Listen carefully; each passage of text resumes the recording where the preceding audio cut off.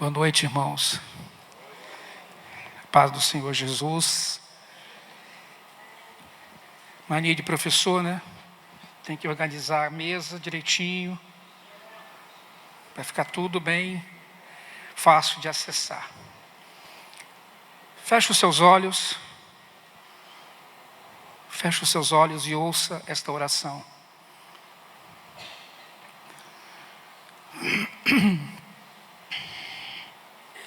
Senhor,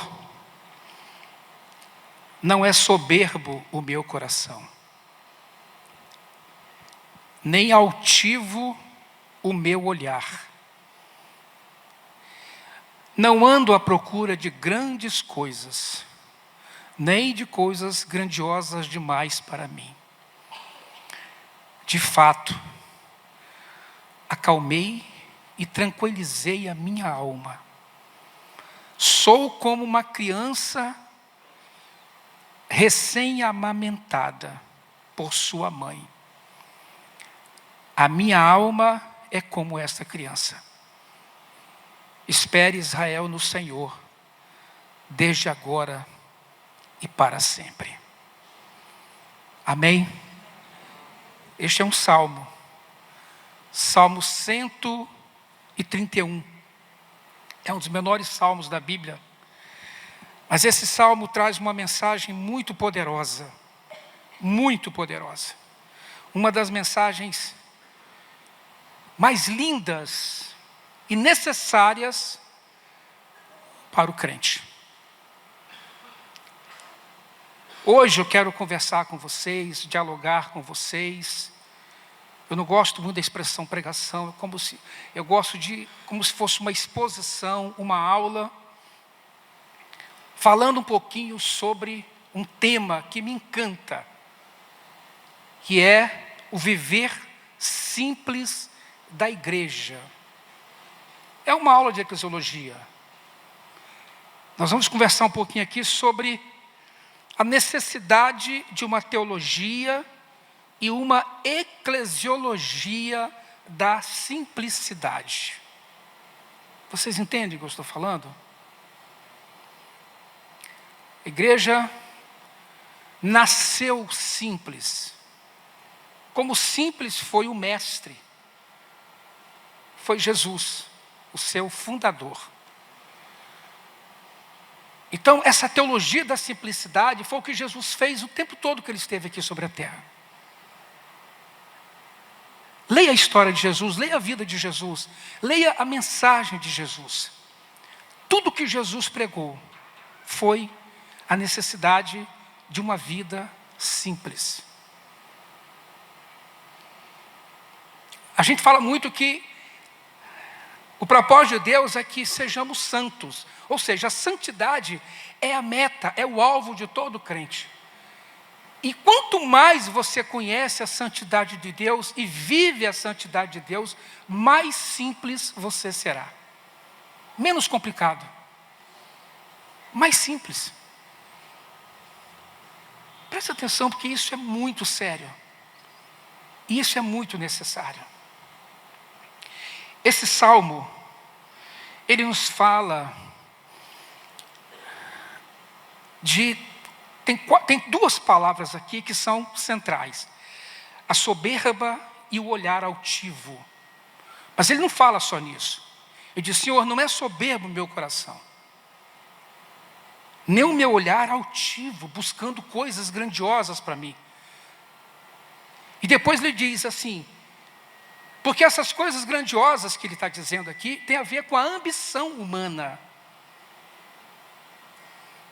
E quando ele diz, nem de coisas grandiosas demais, não procuro muitas coisas, nem coisas grandiosas demais.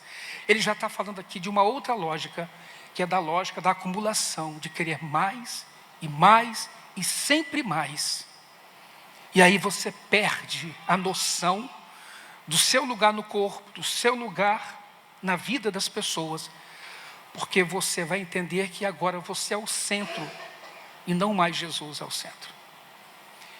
A teologia da simplicidade, ela precisa ser buscada pelos salvos. Isso não vem assim, não cai, é uma disciplina espiritual, assim como a oração, a leitura da palavra, a consagração, também a vida simples. Em outras palavras, o que o salmista está dizendo aqui é: Senhor, ajuda-me a viver uma vida de simplicidade. E eu quero discorrer um pouco sobre isso aqui. Vocês fiquem em oração para que o Senhor possa nos dar discernimento, sabedoria, paz, para expor algo que é tão delicado, que é tão sensível, e que o inimigo pode, tentar desvirtuar e torcer a lógica da exposição, que será toda fundamentada em textos bíblicos. O salmista falou isso muitos anos antes de Jesus. Nós estamos estudando os grupos familiares o profeta Isaías. E Isaías profetizou, o profeta messiânico, foi o profeta que mais falou e profetizou sobre o menino que viria. O menino nos nasceu. Nasceu de mulher. Nasceu numa comunidade humilde, na Judéia.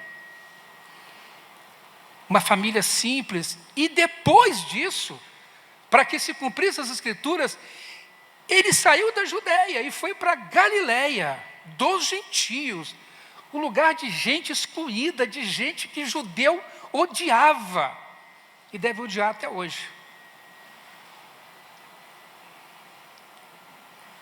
Foi para Cafarnaum, foi para Nazaré, um lugar desprezível e desprezado pelas elites judaicas.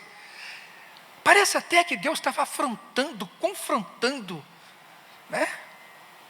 Mas não, aquilo tudo estava acontecendo porque Jesus queria nos ensinar a verdade sobre a simplicidade. E para isso ele tinha que dar o exemplo. Jesus é o maior exemplo de uma vida simples, de como a gente pode viver com muito pouco. Eu não estou falando aqui de uma teoria de minimalista, não, eu estou falando de Bíblia.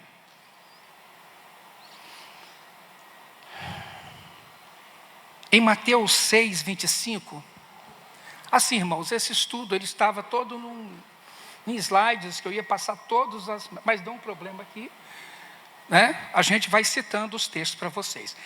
Mateus capítulo 6, no Sermão do Monte, observem bem a beleza desse texto. Jesus dizendo o seguinte: por isso eu vos digo, não andeis ansiosos pela vossa vida, quanto ao que haveis de comer ou beber, nem pelo vosso corpo, quanto ao que haveis de vestir. De fato, essa não é a nossa maior preocupação? Correr atrás do pão de cada dia. E como a gente corre? A gente tem um feijão, tem um arroz, tem um pedaço de carne, mas a gente quer um pouco mais. E sempre mais. Aí eu ganho um salário, está dando para comer. Eu começo a ganhar mais, eu vou gastar mais. Daqui a pouco, eu dobro meu salário, eu dobro os meus gastos. E eu vou assim, sempre buscando mais. Não há pecado algum nisso. Mas há o risco de um descontrole. Olha a lógica dessa fala de Jesus. Ele diz: não é a vida mais importante que o alimento e o corpo mais do que as vestes? Não vos inquieteis dizendo: que comeremos, que beberemos ou com que nos vestiremos? Sabe por quê? Porque são os gentios que se preocupam com essas coisas. Pois vosso Pai Celeste sabe que necessitais de todas elas. A buscar em primeiro lugar o reino de Deus e sua justiça, e todas essas coisas vos serão acrescentadas. Em outras palavras, Jesus está ensinando a gente o quê? Vivam com simplicidade e vocês serão menos ansiosos. Quanto mais você tiver, quanto mais você acumular, mais ansioso você vai ficar, mais preocupado com que roupa, mais preocupado com o que comer, mais preocupado com a aparência, mais preocupado que todos vejam que você está prosperando.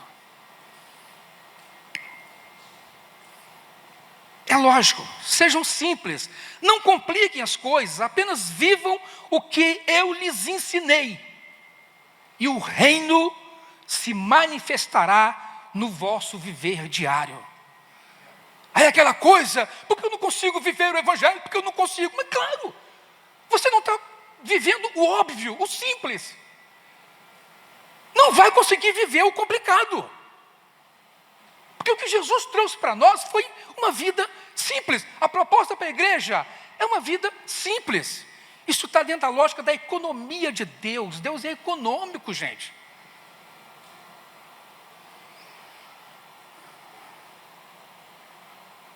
Depois eu quero falar mais sobre essa questão da economia, se tiver oportunidade.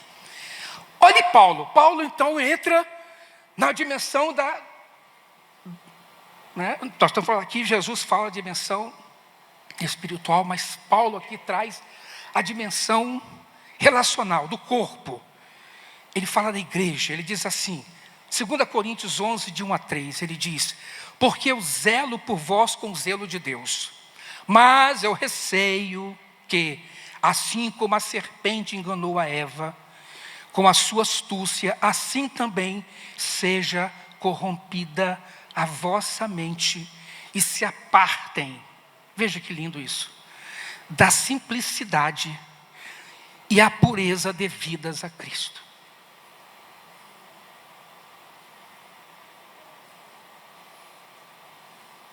O viver cristão é simples, o viver religioso é sofisticado, é oneroso, é pesado.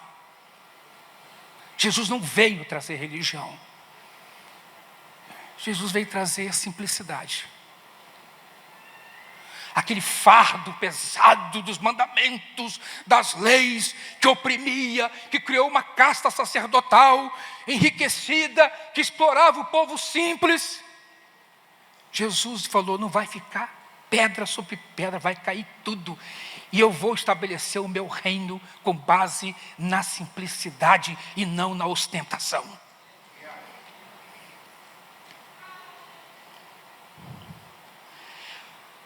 Em outras palavras, Paulo estava dizendo, um viver simples é o que devemos a Cristo. Um viver simples. Aí você sobrecarrega. Eu tenho que fazer isso, eu tenho que ter um ministério, eu tenho que cumprir, eu tenho que fazer não sei o quê, eu tenho que ler, tenho que fazer não sei o quê. Não. Tenha uma vida simples. É isso que a gente deve a Jesus. Esse é o testemunho que vai impactar o mundo. E somente esse. Um viver simples é o que devemos a Cristo. Esse é o testemunho normal de uma igreja cristã. No texto paulino destacam-se duas expressões: simplicidade e pureza, devidas a Cristo. Uma outra versão diz: pureza e simplicidade que há em Cristo. Percebeu? Um texto diz pureza e simplicidade que há em Cristo, que a gente encontra nele. E no outro texto diz simplicidade e pureza devidas a Cristo, que aprendemos com ele. Seja qual for a tradução, existem outras traduções, mais correta, as duas apontam na mesma direção. Nós devemos a Cristo uma vida de sobriedade, integridade e simplicidade. Jesus foi o mais simples dos homens e nos deixou preciosos ensinos e exemplo de simplicidade. Sua pessoa foi de uma extrema simplicidade. Aliás, ele levou a simplicidade ao extremo, Seria melhor usar essa expressão. Como também o evangelho que ele ensinou. É por isso que a multidão ficavam fascinada com ele. Está lá em Mateus capítulo 4, antes dele iniciar o sermão do monte, foi o único sermão praticamente que Jesus ministrou e pregou. As multidões o seguiam porque ficavam extasiadas, porque ele falava como quem tinha autoridade.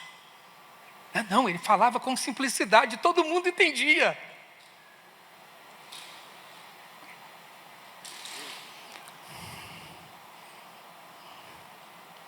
Sua pessoa foi de uma extrema simplicidade, assim como o evangelho que ele ensinou.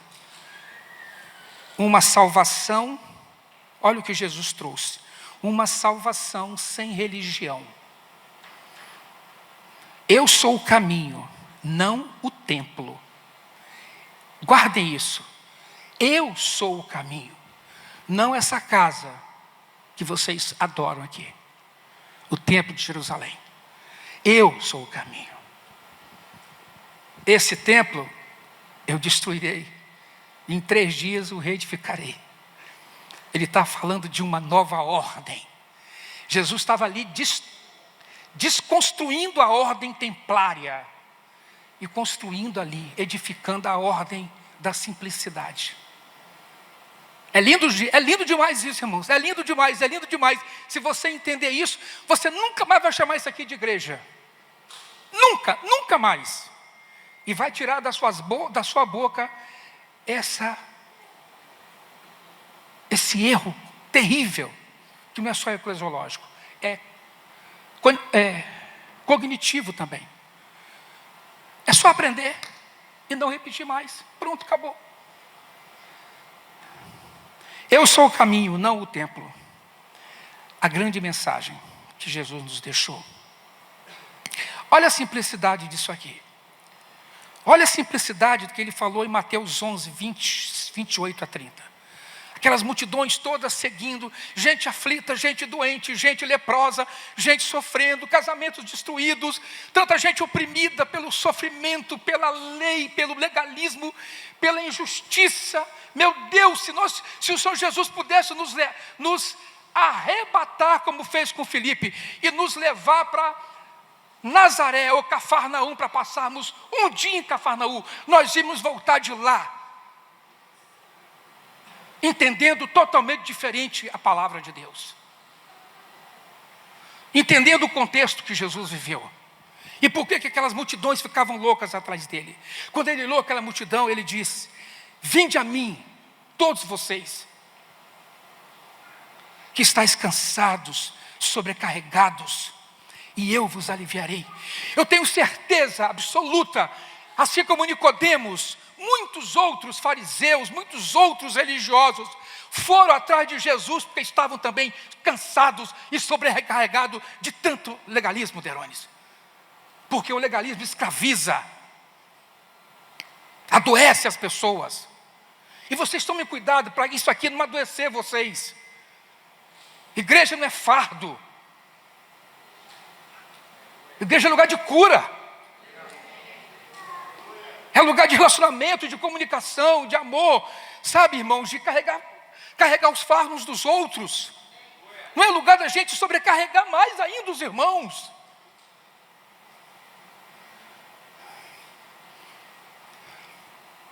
Senão isso fica uma coisa chata. Eu quero ir para aquela reunião, eu estou cansado. Tanta coisa que eu tenho que fazer. Não é isso. Olha aqui, vocês que estão cansados, sobrecarregados, venham a mim, porque eu vos aliviarei. Tomai sobre vós o meu jugo, aprendei de mim, porque sou manso e humilde de coração. Ou seja, eu sou simples, eu sou acessível. Venham a mim. Eu tenho algo a lhes dizer.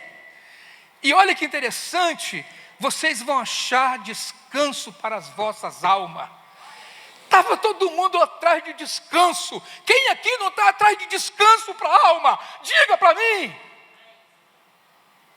Todos nós estamos. Todos nós queremos e precisamos de descanso para as nossas almas. Eu fico imaginando aqueles discípulos andando com Jesus, falando: como assim? O que está acontecendo com a gente? Imagina, quando ele chegou perto daquele templo, irmãos, tinha uma foto, tem uma imagem do templo, coisa mais linda, ali que eu trouxe para vocês. Mas olha, imagina, Jesus olhou para aquele lugar, os discípulos falavam uns com os outros: olha como o templo está ornado de belas pedras, de tantas dádivas. E aí Jesus olhou para eles e disse: vocês estão vendo essas coisas aí? Estão vendo essas pedras ornadas? Estão vendo essas dádivas? tudo isso aí, dias virão em que não ficará pedra sobre pedra que não seja derribada. Lucas 21, 5, 6. Tenta imaginar o que passou na cabeça daquela galera. Teve gente que deu vontade de correr naquele momento. Como? Destruiu o templo. Eu fico tentando imaginar, Kleber, o que foi quando Jesus foi crucificado, quando aquele véu se rasgou de alto a baixo. O que aconteceu dentro daquele templo? Com aqueles sacerdotes, aquela galera toda que tinha aquilo ali, como aquele véu rasgou, aquilo foi um...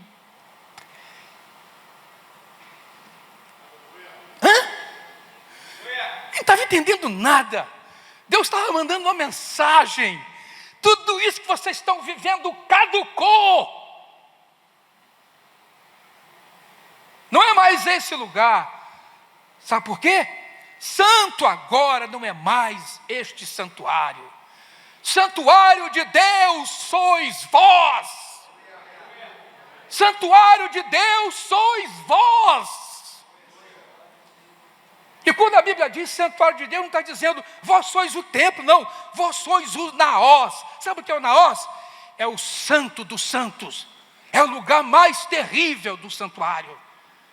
É o lugar que ninguém entra, só o sumo sacerdote. Ou seja, o sumo sacerdote agora é Cristo. Onde é que esse sacerdote, onde é que esse sumo sacerdote habita? Você, seu cabeçudo, barrigudo, sem querer ofender os cabeçudos, eu falei de mim. Estou falando de mim mesmo, tá? A meu respeito.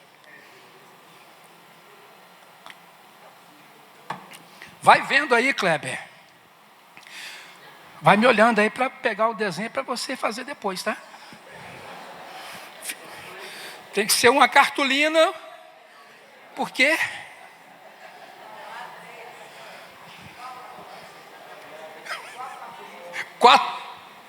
Sérgio falou 4 cartolinas.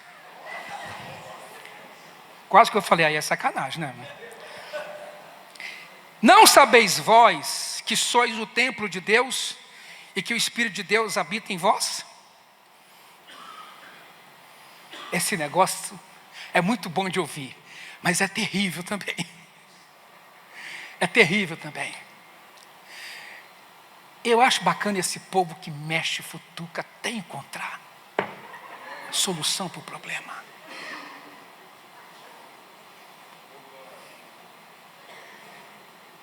Que coisa impressionante.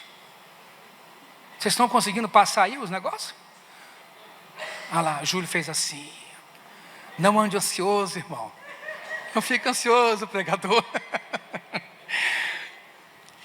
A nova ordem que Jesus estabeleceu nos convoca a vivermos uma teologia da simplicidade, uma eclesiologia da simplicidade. Aí então atenção, eu quero trocar para vocês aqui alguns tópicos. A simplicidade não é só um dos aspectos da vida, um dos aspectos importantes da vida cristã. Ela é a própria vida cristã. Você quer ver um crente de verdade? Ele é simples. Mora ele numa casinha simples, mora ele num palácio. A simplicidade o acompanha. Isso é marca do caráter de Cristo em alguém que vive a santidade dele.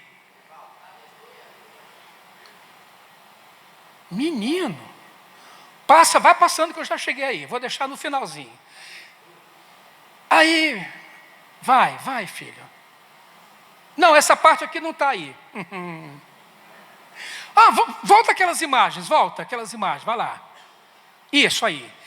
Irmãos, eu pedi a IA. Eu falei, IA. Aliás, eu não, Elisa, né, Elisa?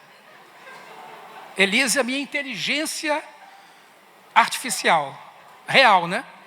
Eu falei, Elisa, coloque esse texto lá na IA. Vê o que vai sair. E perseveravam na doutrina dos apóstolos, na comunhão, no partir do pão e nas orações. Partiu o pão de casa em casa e tomavam suas refeições com alegria e singeleza de coração. Olha o que a Iá me mostrou. Uma diversidade, tem pessoas de várias, características ali, étnicas, uma mesa simples, o pão. Alguém está lendo a carta, uma carta. Talvez a carta de Paulo, a carta de Pedro, lendo para a comunidade, e eles vão depois partir o pão e comer. Bom, pelo menos não é igual ao meu grupo familiar, que às vezes tinha feijoada, mocotó, ali tem um pão, um negócio assim mais tranquilo, mais leve. Bacana, eu falei, gente, a imagem passa para vocês uma ideia de uma coisa simples? Simples. Esse é o viver da igreja. Quem não frequenta grupo familiar perde isso aí. Perde a essência. Perde o cheiro do irmão. Perde o banquete, que é comer junto. Esse é o grupo familiar. Isso é a igreja. Aqui é um ajuntamento solene, coletivo, que a gente se encontra para se ver, para rever os irmãos, adorar o Senhor, glorificar o Senhor, ouvir uma orientação, uma ministração da palavra. Mas é aqui que o encontro toma forma, sentido humano. Aí eu pedi outro, passa a imagem. Segue. Esses dois aí, Priscila e Áquila. Eu falei, saudai a Priscila e a Áquila, meus cooperadores em Cristo Jesus. Saudai também a igreja que se reúne na casa deles. Olha aí. Saíram do templo, foram para dentro de casa. Eu vou contar para vocês que isso foi revolucionário. Isso foi extraordinário. Muito mais do que a gente imagina. Vocês vão entender isso aqui pela palavra. Os irmãos estão ali orando na casa desse casal de irmãos tão fiéis. Olha aí, estava em Corinto. Vocês estão vendo ali? Homens negros, homens pardos, homens brancos, mulheres. Havia uma diversidade étnica, cultural, gente de todos os lugares. Corinto é uma cidade portuária, tinha gente de todos os lugares. Deus é estratégico. Esse homem saía daqui, esse cara saía daqui, ele ia, pegava o navio, ia para outra cidade e levava o evangelho. Era assim que Deus fazia. Pois é, a Iá me presenteou com essa. Deixa a imagem, pode deixar a imagem. A simplicidade, então, irmãos, não é um dos aspectos importantes da vida cristã. Ela é a própria vida cristã. É o estilo cristão de viver. Não é uma opção. Ser cristão, na sua essência, é ser simples. A maior expressão do culto e adoração que podemos oferecer a Deus é um viver simples e tranquilo, descomplicado. Interessante que Pedro fala assim: vocês devem se alegrar quando vocês passarem por muitas provações, muitas tribulações, muitas lutas. Mas que essas lutas não venham a vocês porque vocês estão se intrometendo na vida dos outros, porque vocês estão cavando problema para vocês mesmos. Olha que interessante. Eu estou na luta, irmão. Todos me julgam. Às vezes, para nossa falta de simplicidade, de sobriedade, de prudência, a gente se complica nas relações. Então, viver simples e tranquilo é o que Deus quer para a gente. A simplicidade é a senha para identificar um discípulo de Jesus no meio da multidão. Discípulo é aquele que imita o mestre e a ele se assemelha. No meio do caos, da loucura que a gente vive, tem um discípulo. Por quê? Está ali. Olha ele. Está calmo, sereno, confiando no Senhor. Claro que tem aqueles com temperamento mais agitado, enfim. Simplicidade é a maior mensagem bíblica depois da salvação. Até porque são inseparáveis. A salvação tem como fruto imediato a vida simples. A simplicidade é a maior manifestação visível, glória, de poder na vida de um crente. Mais que milagres, prodígios e manifestação do Espírito. Por quê, irmãos? Porque a simplicidade, ela tem a ver com o fruto do Espírito. E não com manifestações do Espírito em momentos de adoração, cultuais e tal. Isso também existe e deve acontecer no meio do arraial. Aliás, era assim a reunião dos irmãos. Eles reuniam-se para quê? Também para adorar. Um tinha salmo, outro trazia doutrina, o ensino, outro revelação, outro línguas e outro interpretação. Tudo feito para edificação. É assim que está escrito lá em 1 Coríntios. E Paulo coloca um monte de ordem, ele coloca ordem na casa. Fala, galera, olha, quando vocês forem numa reunião dessa aí, falar em língua, fale 1, fale 2, até 3. 1 de cada vez. Se não houver interpretação, fique quieto. Aí ele vai botando ordem na casa. Porque não é bagunça. E a visita? Vai falar o quê? Esse povo é doido. Ao invés de testemunho, vai servir de escândalo. Então, a Bíblia, irmãos, a palavra de Deus está muito clara. Eu entendo que essa galera aí, maluca, sabe, que está aí dizendo que é crente, mas vai seguindo, só vive no domingo, ouvindo uma pregação, um pregador, fica em casa, na rede social, ouvindo um e o outro. Essa galera não vai aprender, porque a gente aprende lendo a Bíblia. Ah, irmão, eu não sei ler a Bíblia. A fé vem pelo ouvir. Peça alguém para ler. Porque é na Bíblia que está tudo muito claro. Uma Valtir dizia para a gente o quê? Olha aqui meus livros. Parece que eu estou vendo a cena. Olha esse livro aqui, irmãos. Leia. Mas ele falava? Coloque ao lado dele a Bíblia.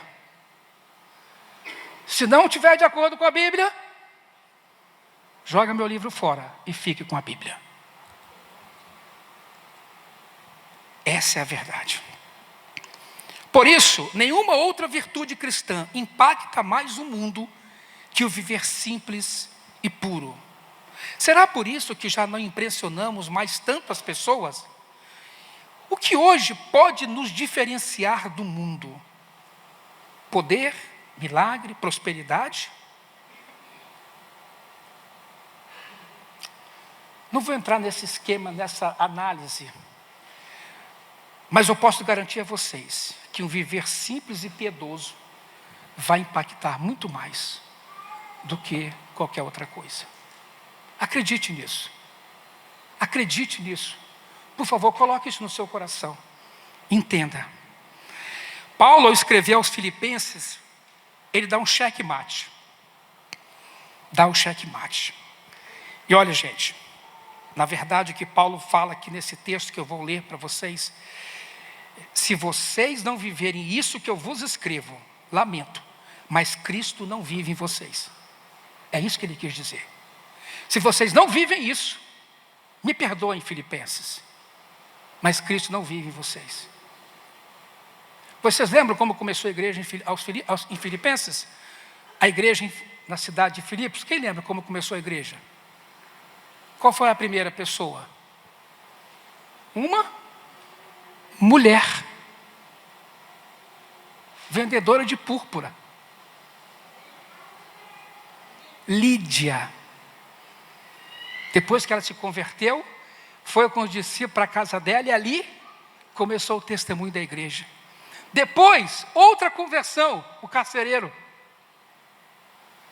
A igreja, outra casa. Uma mulher, guarde isso, uma mulher. Essa galera não tinha acesso nem ao templo, só ficava no pátio delas. Vou falar sobre isso. Atenção, mulheres. O que Jesus fez foi algo grandioso demais. Olha o que Paulo fala aos Filipenses. Se há alguma exortação em Cristo... desculpa, a citação do texto, irmãos. Filipenses 2, de 1 a 8. Tem irmãos que gostam de acompanhar, né? Filipenses 2, de 1 a 8. Ele diz: se há, pois, alguma exortação em Cristo, alguma consolação de amor, alguma comunhão do Espírito, olha como ele geme. Se há entranhados afetos e misericórdias, completai a minha alegria, ó Filipenses, de modo que penseis a mesma coisa, tenhais o mesmo amor, sejais unidos de alma, tendo o mesmo sentimento. Nada façais por partidarismos ou vanglória, mas por humildade, considerando cada um os outros superiores a si mesmo. Como é que acontece isso? Se a pessoa não for simples, não viveu o evangelho da simplicidade, jamais ele vai considerar alguém superior a ele. Isso aqui não é complexo de inferioridade, não. Isso aqui é descomplicar, para você não criar mais divisão. Calma. Você chega numa reunião de um grupo familiar, na casa de um irmão, o irmão está explicando a Bíblia, ele é simples, e fala: eu fiz teologia, esse irmão está explicando isso, eu poderia explicar muito melhor. Está entendendo como é que o negócio é diferente? Paulo diz: gente, ó, na igreja de Deus, a gente não tem esse negócio de um ficar discutindo com o outro, não. Não é da igreja de Deus. Esse espírito contencioso, ele fala aos coríntios lá. Não tenha cada um em vista o que é propriamente seu, senão também o cada qual que é do outro. Tende em vós o mesmo sentimento, ao exemplo de Jesus, que houve em Cristo Jesus, pois ele, subsistindo em forma de Deus, não julgou com usurpação ser igual a Deus. Antes, a si mesmo se esvaziou, assumindo a forma de servo, tornando-se em semelhança de homem e reconhecido em figura humana, a si mesmo se humilhou, tornando-se obediente até a morte e morte de cruz. Ou seja, gente, Jesus nos chama a um caminho de humilhação, um caminho de humildade, um caminho de simplicidade. Vai ficar mais fácil viver assim. Acreditem. Acreditem. Mas vamos entender como é que aconteceu esse negócio da igreja nascer sobre a marca da simplicidade, né? Mostra lá o templo. Vê se a gente consegue achar o templo, filho. Vai lá. Agora vai travar, quer ver? Ó. Esse bicho parece que tem vida própria. Quando ele quer, ele vai. Quando ele não quer, também não vai. A igreja primitiva, tal como nós conhecemos em Atos, era totalmente simples. Não possuiu auditórios para instruir o crescente número de convertidos sobre como viver a cada dia a nova vida em Jesus. Isso aqui nunca teve entre os irmãos. Os novos irmãos, o que eles faziam então? Os novos irmãos eram acolhidos nas casas dos discípulos. E ali, pode deixar a imagem aí, querida. E ali, em pequenos grupos, o ensino era recebido e o pão era repartido. Tinha gente que ia lá para comer, sim, porque tinha fome. Você está entendendo o que eu estou falando? Tinha gente que ia para as reuniões da igreja, nas casas, também para comer, porque tinha muita gente com fome. Como tem hoje. Não tinha Bolsa Família naquela época, não. No máximo, às vezes, o Estado dava uma ração lá, que dava para bicho, também dava para pessoas que não tinham o que comer. Por que Paulo exorta os irmãos lá em Corinto, na hora da ceia? O que ele fala com os irmãos? Gente, vocês vêm cear, eu não posso louvar vocês por isso. Vocês vêm comer aqui, chega aqui, vocês comem tudo, bebem tudo, uns ficam bêbados. E os irmãos mais simples chegam aqui e não têm acesso à comida, porque vocês já comeram tudo.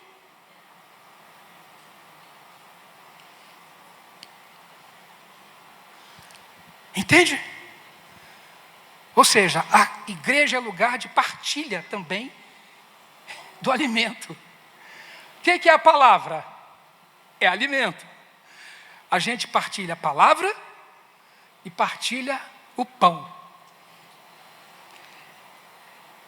Bem diferente disso aí, ó. Não havia grandes sermões, simplesmente perseveravam na doutrina, perseveravam na comunhão, no partir do pão e nas orações. Meu Deus. A vida desses irmãos era muito despojada, totalmente. Alguns vendiam as propriedades e bens, distribuindo o produto entre as pessoas, à medida que tinha necessidade.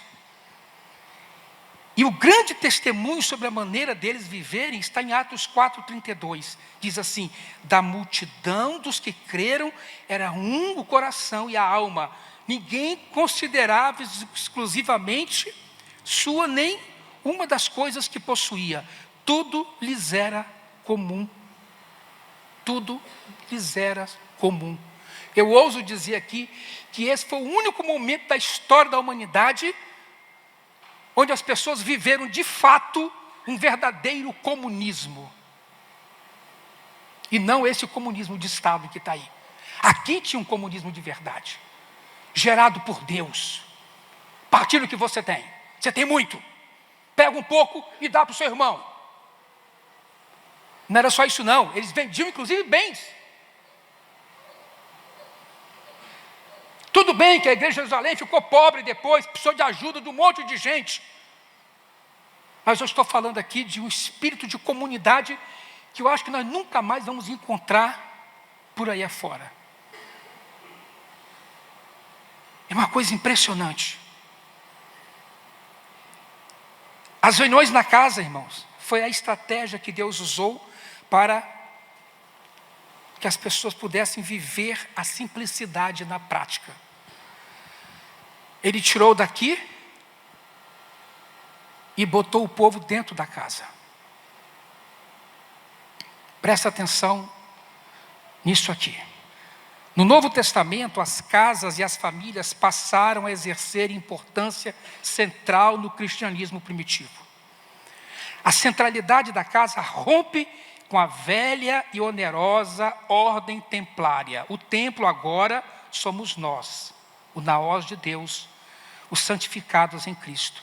E para reunir-se aos santos, ele escolhe a casa, o lugar comum da habitação.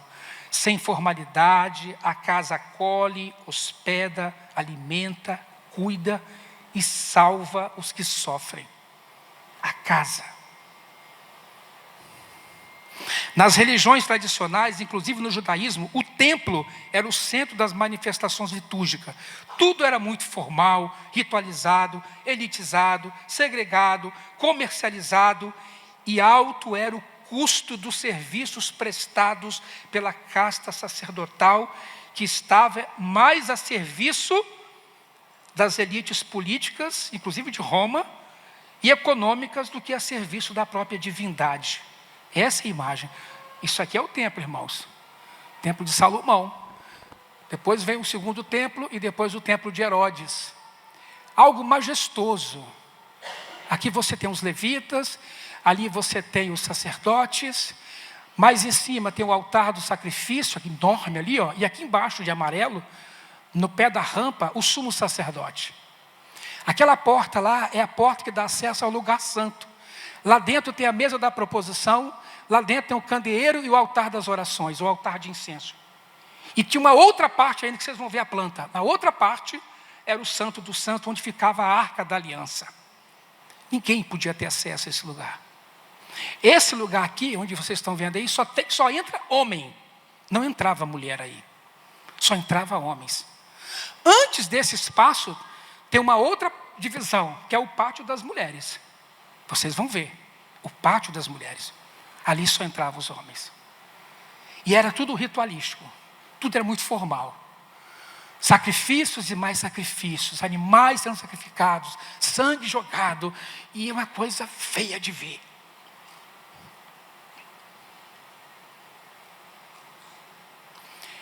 Mas Deus já estava insatisfeito com tudo isso. Isaías mostra para a gente.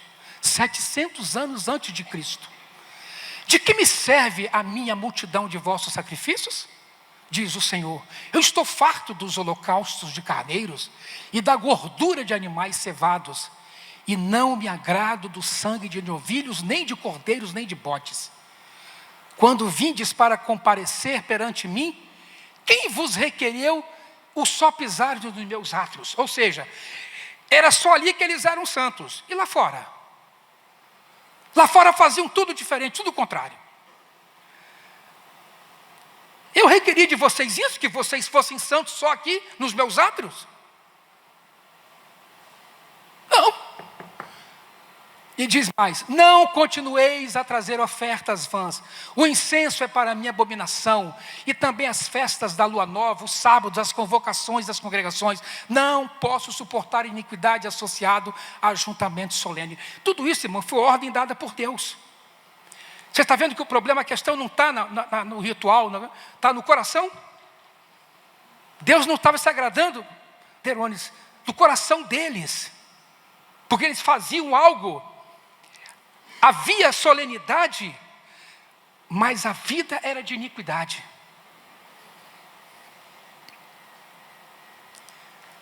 A aula de Dolores hoje, né, Dolores? Aquela palavra que você deu. Depois diz assim: as vossas festas de lua nova e as vossas solenidades, a minha alma as aborrece. Já me são pesadas, estou cansada de sofrer. Deus estava sofrendo com tanta oferenda, tanta hipocrisia, tanta mentira. Queridos, não dá para a gente esconder do Senhor quem a gente é. Não dá. Não adianta. Aqui, carinha de santo, de anjo, de homem abençoado, de mulher de oração, lá fora. Deus se aborrece com isso. Ele só não nos fulmina por causa da misericórdia dele, que a Bíblia diz que a misericórdia dele se renova a cada manhã. E não é só sobre nós que somos servos dele, não. Também sobre os injustos. Deus ama a humanidade perdida, porque Deus amou ao mundo de tal maneira que deu o seu Filho unigênito, para que todo aquele que nele quer não pereça, mas tenha vida eterna. Foi por amor de mim, a você, que Ele mandou Jesus para nos salvar. Depois diz assim, olha agora que Ele diz: pelo que quando estendeis as mãos, escondo de vós os olhos. Sim, quando multiplicais as vossas orações, não as ouço, porque as vossas mãos estão cheias de sangue. Lavai-vos, purificai-vos, tirai a maldade dos vossos atos diante dos meus olhos. Cessai de fazer o mal, aprendei a fazer o bem, atendei à justiça, repreendei o opressor, defendei o direito do órfão, pleiteai a causa das viúvas. Vocês estão vendo onde é que estava o problema da galera lá? Eu digo sempre isso, gente.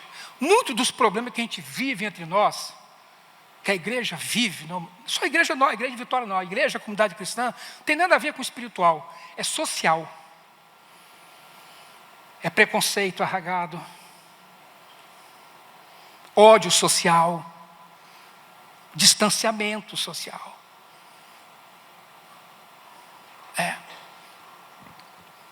Como é difícil amar certas pessoas que nos ofendem, que nos agridem com palavras, cujo pecado está diante dos nossos olhos e a gente despreza porque são pecadores. Eu lembro de uma mulher que veio reunir conosco e eu lembro que ela deu tanto trabalho para a gente, com manifestações de demônios.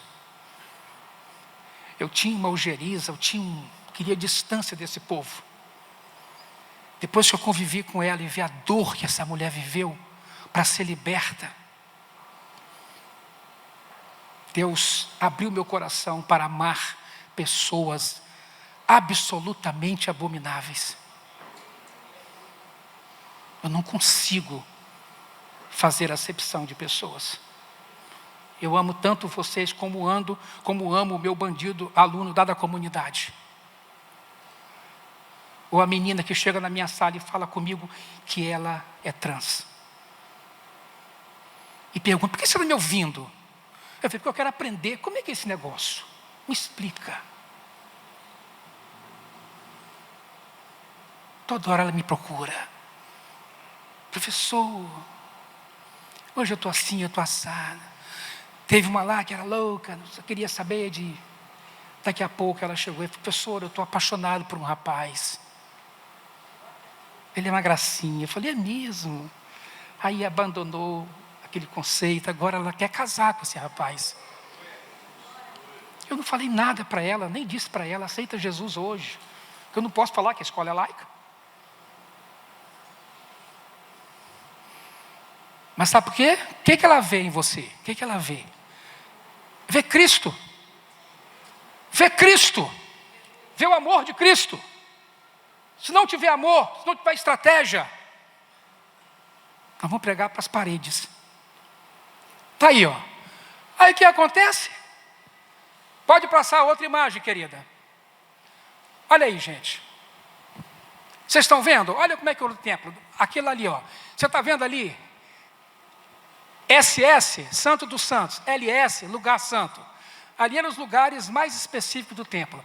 Mas observa bem, esse pátio grande aqui fora era chamado Pátio dos Gentios. Ali só entrava gentio. Judeu ia lá para dentro. Vocês estão vendo o muro que está correndo fora ali? O gentio não podia passar aquele muro, porque senão ele morreria. Seria condenado e morto. Vocês estão lembrados que Paulo fala do muro da inimizade? Olha lá o muro ali. Ó. Aí a galera entra, ali dentro está o pátio das mulheres, lá dentro está o pátio dos sacerdotes e o pátio dos israelitas, ou seja, homens cerimonialmente limpos. Gente que não havia tocado em cadáver, gente que não havia emissão de sêmen por um tempo, gente que estava purificado, preparado, raspava a cabeça, eram os israelitas. Foi aí que Paulo entrou, antes da morte dele. Ele entrou nesse lugar aí. E o acusaram de ter levado com ele um gentio lá para dentro, quando ele não levou. Foi acusação. Paulo foi perseguido porque ele levou um gentio para passar o muro só.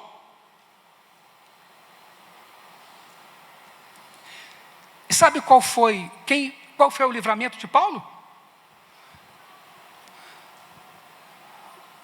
A cidadania de Israel levaria Paulo para a morte. Quem livrou Paulo da morte foi a cidadania romana. Foi a cidadania romana que livrou Paulo. Senão lá dentro ele seria apedrejado. Olha o nível que chega o legalismo. Você é desse tipo de cristão que quer matar, apedrejar pessoas também? É? Se arrependa. Peça perdão a Deus. Você é desse tipo de crente que vê esses discursos de pastores aí, detonando com as pessoas? Esse é o seu pensamento também? Está lá, ó. Você está lá na velha aliança. Você está criando inimigos. Quando Paulo diz que Deus derrubou o muro da inimizade. Vocês querem ver isso aqui? Então vamos lá, eu vou ler para vocês aqui. Essa barreira era chamada de muro da inimizade, ao qual Paulo, o apóstolo, cita na carta aos Efésios. Olha o que ele diz. Pois ele é a nossa paz, o qual de ambos fez um e destruiu a barreira, o muro de inimizade, anulando em seu corpo a lei dos mandamentos expressa em ordenanças. O objetivo dele era criar em si mesmo dos dois um novo homem, fazendo a paz e reconciliar com Deus os dois em um corpo por meio da cruz, pelo qual ele destruiu a inimizade. A cruz destruiu a inimizade. Ele veio e anunciou paz a vocês que estavam longe e paz aos que estavam perto. Pois por meio dele, tanto nós como vocês temos acesso ao Pai por um só Espírito. Portanto, vocês já não são mais estrangeiros, ou seja, gentios, nem forasteiros, mas concidadãos dos santos, membros da família de Deus. Efésios 2, 14, 19. Esse muro divisor teve grande impacto na vida de Paulo, porque supostamente ele foi acusado de levar um gentio lá para dentro. Nos dias do Novo Testamento, a lei do Antigo Testamento era uma barreira entre gentios e judeus. E esta barreira criou uma hostilidade e gerava frequentes tumultos nas cidades antigas. E os judeus antigos olhavam com desprezo os vizinhos gentios. Então Jesus morreu e tornou essa lei irrelevante. Judeus e gentios igualmente se aproximaram de Deus pela fé, e pela fé cada um tinha acesso direto a Deus, o Pai.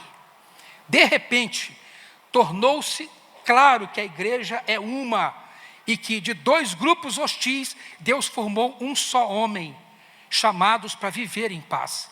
A igreja precisa aprender isso. O que quer que possa existir em qualquer sociedade, que cria barreiras, divisões, dissensões, acusações, hostilidade, é irrelevante agora. Qualquer pessoa que antes estava afastada pode ter acesso à casa do Pai. Só que essa casa agora não é mais o templo, essa casa agora é a igreja de Deus. Para isso nós estamos aqui, para atrair as pessoas, para trazer os ímpios, trazer os cansados, sobrecarregados, desanimados, doentes pelo pecado. Esse é o lugar que eles precisam ser recebidos. E é aqui que tem que ser. É tremendo, irmãos, é tremendo isso. Agora preste atenção, tem outra coisa que eu queria falar para vocês. As mulheres de todas as camadas sociais e até mesmo das elites romanas tiveram grande adesão ao cristianismo, deixando de lado suas religiões tradicionais.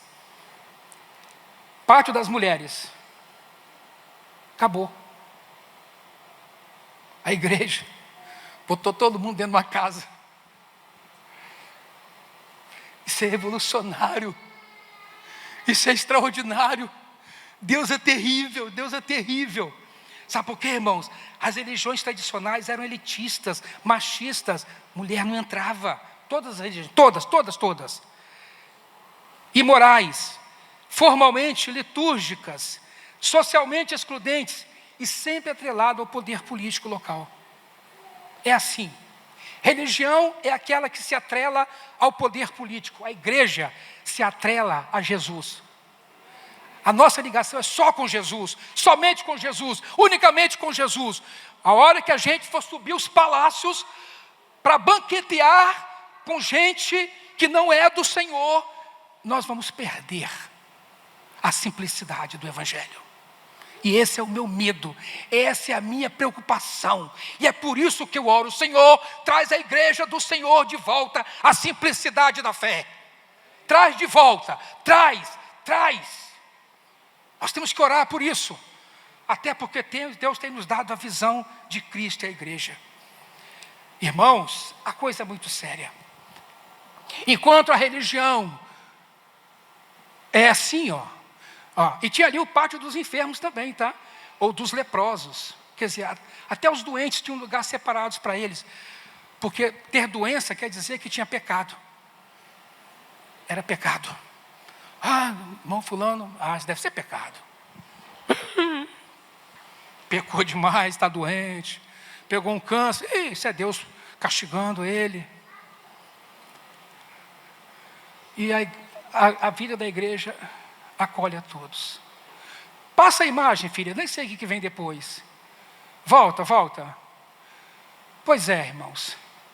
2000 anos depois eu vi e vivi essa simplicidade da igreja. E foi dentro da minha casa. Eu vivi essa experiência. Enquanto o templo segregava, dividia, separava, a igreja de Deus abria-se a todos, inclusive mulheres e crianças, porque ela não tinha iniciação complicada. Os dogmas eram simples, feito para pessoas simples. Qualquer um pode entrar numa casa. Vocês estão entendendo isso? Acabou o muro, acabou. Você está enfermo? Venha Cristo. Acabou.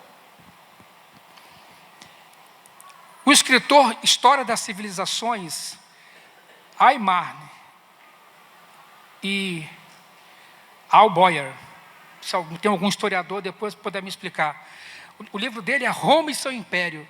Ele diz: há cristãos na alta sociedade e também no palácio imperial, mas é no meio do povo miúdo que recruta-se grande parte dos adeptos da nova religião que ele chama. E diz mais, ao conquistar um adepto, a igreja corria pouco risco de perdê-lo. Porque era um lugar que acolhia, que recebia. Vocês entendem o nível de revolução que Jesus produziu na história da religiosidade humana? Esse é o nosso Senhor. Esse é o nosso Senhor. Olha o texto. Eu vou pedir, minha irmã, volta lá no início, o primeiro texto. Volta, vai, isso. Olha que coisa boa, irmãos. Olha aí, ó. Não, isso aí. Não era o cenáculo, mas parecia ser o lugar onde Cristo teve a última ceia com seus discípulos. A casa em que pela primeira vez tive contato com os irmãos da igreja em Vitória. Era dezembro de 76. Surpreso com a simplicidade do ambiente, pois até então, na minha experiência religiosa, tudo que envolvia Deus e culto ao seu nome, era sempre feito em ambiente de luxo e pompa. Não podia sequer imaginar que, em um lar, doce lar, pudesse um grupo de pessoas expressar louvores ao nosso Criador, compartilhar da sua palavra viva, abraçar, dar-se em abraços, sorrir, partir o pão em momentos até então só verdadeiramente vividos pelos irmãos da igreja primitiva, conforme registra Atos 2, 46, 47. Esse texto está no site da igreja. E o autor tem aquelas iniciais ali, ó, DFS. Dou uma bala para quem adivinhar. Hein? Esse grande escritor aqui, ó, Derones Ferreira de Souza. Derones, esse texto entrou no meu coração. Esse texto mexe comigo. Você sabe por que você ficou encantado? Sabe o que revolucionou sua mentalidade? Porque nós estávamos vivendo ali o que a igreja viveu, os crentes viveram no princípio. A simplicidade. A alegria da salvação. É isso, irmãos, que eu quero pedir a vocês. Essa semana, quando vocês forem para os grupos familiares, eu vou pedir que vocês cheguem ali com uma outra visão. Você chega e diz assim, cara, eu vou viver aqui agora o que os meus irmãos lá do primeiro século viveram, dentro de uma casa, com homens, mulheres, crianças. É aquele menino agitado do seu grupo, não tem? Que o irmão fica angustiado, que o menino agita para lá, a menina corre para cá. Ah, meu Deus, põe essa criança num quarto separado, pelo amor de Deus. Não, grupo familiar para todo mundo. Você lembra quando as crianças chegaram perto de Jesus? Quem lembra dessa história? Aquele monte de criança. Alguém aqui, sem ser professor, já esteve numa salinha de criança aqui dentro? Alguém já ficou 1 hora com 25 meninos numa sala de 10 anos, 15 anos, 8, 3, 4, 5, já ficaram? Tem gente que entrou uma vez, para nunca mais querer entrar. Pois é, os professores, que são professores aqui e fora daqui, estão todo dia, o dia inteiro com crianças. Vocês têm que orar por esse pessoal. Essa semana minha filha mandou uma mensagem semana passada, papai, eu perdi a conta dos chutes que eu levei hoje. Uma criança de 5 anos. Aí você chama a mãe chega lá, de cara amarrada e não quer nem ver a professora.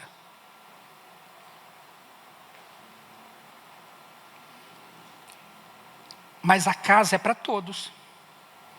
essa criança, esse irmão idoso, que já está meio assim, falando coisa com coisa, aquela irmã que fica contando aquelas histórias, repetindo sempre. Tem isso no seu grupo? O meu não tem.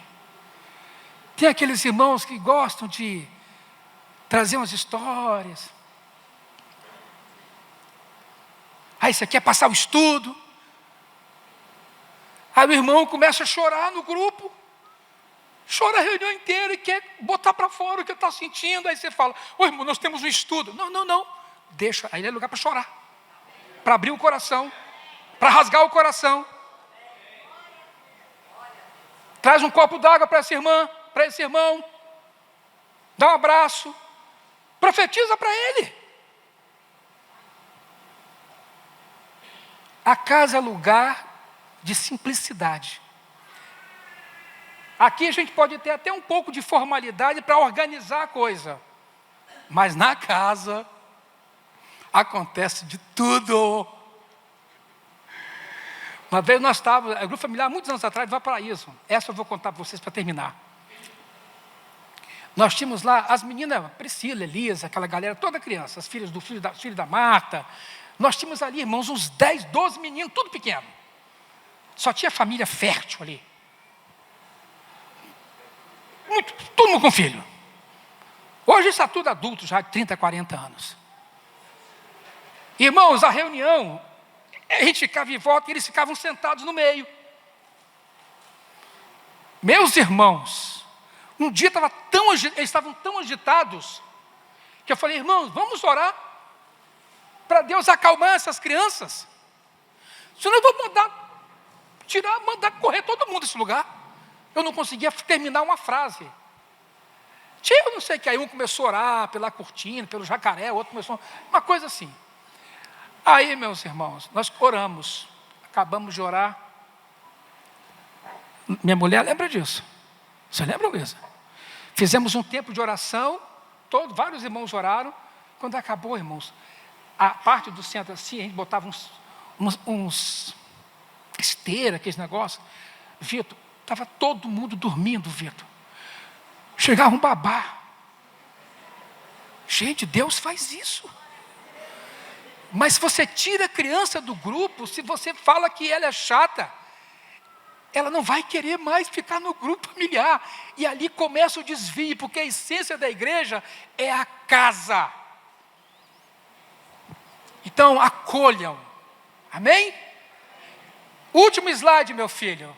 Quero mostrar a vocês, e aí eu quero trazer a vocês aqui fotos do meu grupo familiar. Inclusive daqueles irmãos, os apressadinhos que resolveram sair na frente para se encontrar com Jesus, né?